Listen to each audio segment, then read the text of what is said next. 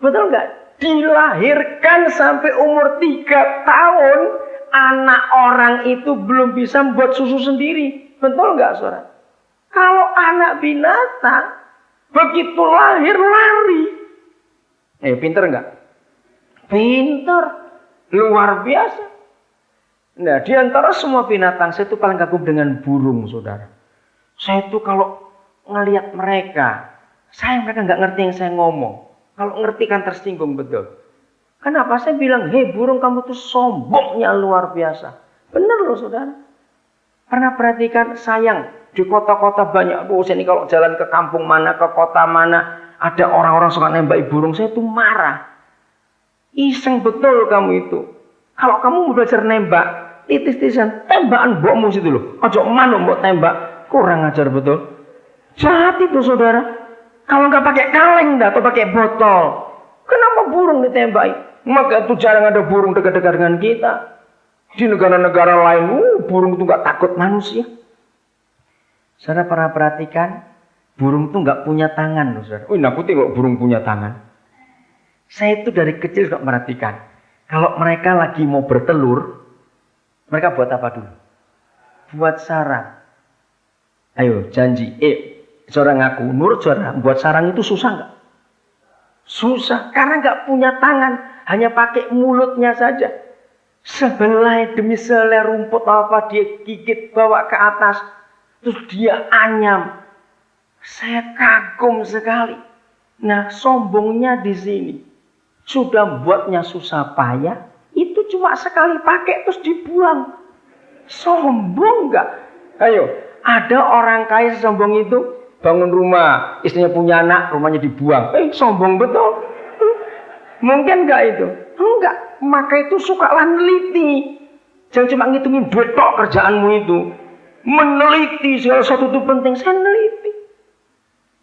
Ayo coba bayangkan ya. Kita enggak punya tangan, terus pakai mulut. Ngambil satu itu, terus diputerin. Pernah nyoba enggak itu? Enggak jadi 3 tahun pun, satu sarang itu enggak akan jadi. Jangan pakai tanganmu, pakai mulut. Jadi siapa lebih pintar? Binatang lebih pintar dari kita. Mereka itu makan apa saja, enggak cuma burung. Semua binatang. Semua makanan mereka. Enggak ada yang direbus atau dicuci. Enggak mencret. Katakan amin. Kita ini makan apa saja direbus, mencret juga. Jadi siapa lebih pintar? Mereka lebih pintar. Nah, kalau kita sekarang setuju dan percaya bahwa kita bodoh, pakai hukum ini. Jangan marah dulu, janji. Kalau saudara marah saya nggak akan ngomong. Tapi saya percaya nggak marah karena senyum semua. Maaf ya, tapi dengar. Saya bisa terima kalau saudara lagi terjepit, punya masalah berat, punya tekanan hidup, terus mikir, terus bagaimana jalan keluarnya. Oke lah. Maaf. Orang pinter itu kalau mikir masuk akal. Tapi goblok mikir itu nggak tahu diri. Ayo, betul tidak? Nah ya sudah goblok kok mikir terus, ngapain? Capek itu. Nah, itu cara saya hidup. Toh jalannya sudah selesai. Untuk apa buat jalan lagi? Amin. Jadi Yesus tidak bisa dimuliakan dalam hidup kita ketika kita tidak mengandalkan Dia. Kita mengandalkan kekuatan kita sendiri. Yesus enggak nampak di situ. Untuk menghadapi apa saja. Ingat jalan itu. Betul? Sudahlah, jangan cari jalan lain. Jalannya cuma Yesus Tuhan kita. Enggak ada yang lain sudah. Di situ saja. Oke, saya lanjutkan sekarang. Karena ini bicara soal perjalanan. Saya percaya semua kita pasti pernah punya pengalaman. Entah naik mobil, entah naik sepeda, atau naik sepeda motor, atau naik bemo, atau jalan kaki. Ketika kita sedang mencari suatu alamat yang kita belum pernah ke sana, ataupun kita sudah pernah ke sana tapi baru sekali lalu kita lupa perhatikan. Karena kita masih belajar soal jalan. Semuanya bicara soal jalan. Saudara, mari renungkan. Ini yang saya katakan dari awal. Ada hal yang cukup simpel, sederhana, tapi seringkali kita nggak pernah perhatikan. Maka itu belajarlah untuk suka meneliti apapun juga. Kalau ada orang yang sedang tersesat, dengar ya. Kalau ada orang sedang tersesat, atau diri kita sedang tersesat, karena kita lupa atau kita belum tahu mana rumah yang aku mau tujuin. Lalu kita pasti kontak orang yang kita mau tuju. Betul tidak? Ya, atau kita telepon. Siapa ingat? Pertanyaan apa yang muncul dari orang itu terhadap kita ketika kita kontak dia? Aku tersesat. Ada kata penting. Bosor gue ya. Ayo. Sing banter gak krungu rek. Apa pertanyaan mereka? Kamu di mana? Saudara, saya belajar ini luar biasa.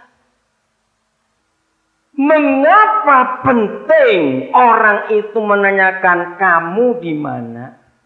Sebab kalau kita sendiri tidak pernah bisa menunjukkan kepada dia kita di mana, bagaimana dia bisa nuntun? Pokoknya kantor polisi. Loh, akhirnya kantor polisi itu. Kantor polisi yang mana? Betul tidak, saudara? Nah, ini yang sering terjadi dalam hidup kita. Ketika kepanikan terjadi dalam diri kita karena kita tersesat, Tuhan tidak bisa buat apa-apa. Kalau ketika dia pun tanya kepada kita, Daniel, kamu di mana sekarang? Maka itu pertanyaan pertama yang keluar di mulut Bapa kita kepada manusia yang pertama di dunia. Masih ingat dia tanya apa? Adam, kamu di mana?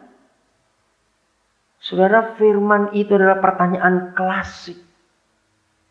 Mari kita renungkan. Apakah Tuhan tidak tahu Adam dan Hawa di mana hari itu? Jawab. Nah, kalau saudara jawab tahu, kenapa Tuhan tanya? Ayo jawab apa kamu sekarang? Kalau saudara bilang Tuhan tahu Adam di mana, lalu dia tanya, berarti dia munafik dong. Kok pura-pura enggak tahu? Bukan. Hari itu betul-betul Papa tidak tahu.